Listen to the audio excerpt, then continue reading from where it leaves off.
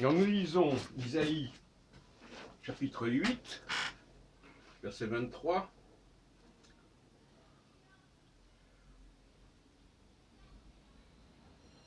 Mais je commencerai par le verset 17.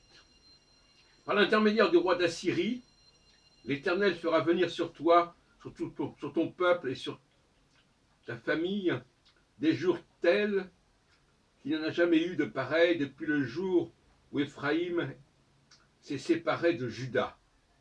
Bon, là, c'est clair. Hein, séparation Éphraïm-Juda, c'est le grand schisme. Alors, je continue. Toutefois, donc, verset 23, mais c'est au chapitre 8 cette fois-ci. Là, c'est au chapitre 7. Toutefois, les ténèbres ne régneront pas toujours sur la terre, où il y a maintenant des angoisses, si les temps passés ont couvert de mépris, le territoire de Zébulon et de Nephtali. Les temps à venir couvriront de Loire la région voisine de la mer, la région située de l'autre côté du Jourdain, la Galilée à la population étrangère. Sans commentaire, comme on dirait.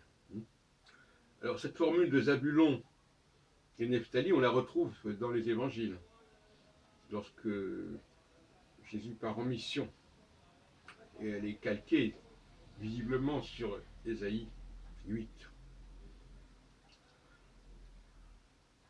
Et alors, si on prend Michée, Michée,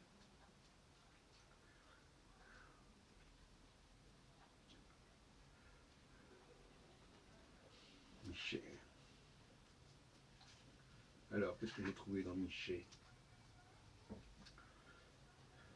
Prophète Michée.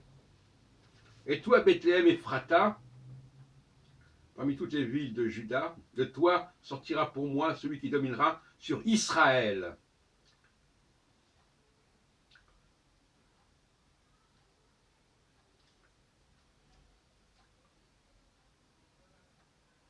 Et après, on nous parle de le reste de Jacob. Jacob, c'est Israël aussi, c'est au niveau du nord. Il sera au milieu des peuples nombreux. Hein. Le reste de Jacob sera parmi les nations.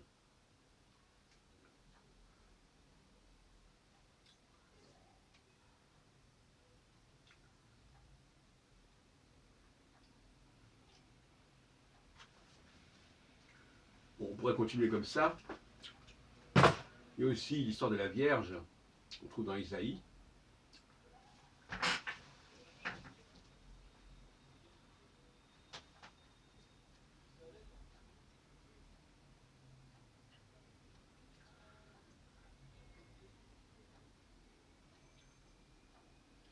Et là, on peut dire véritablement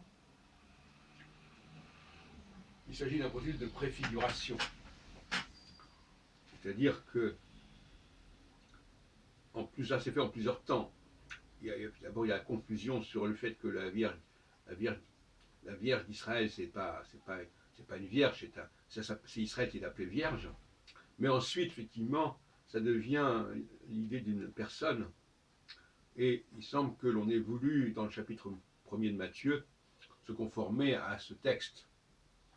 Parce qu'il ne faut pas oublier que la préfiguration a été un double tranchant.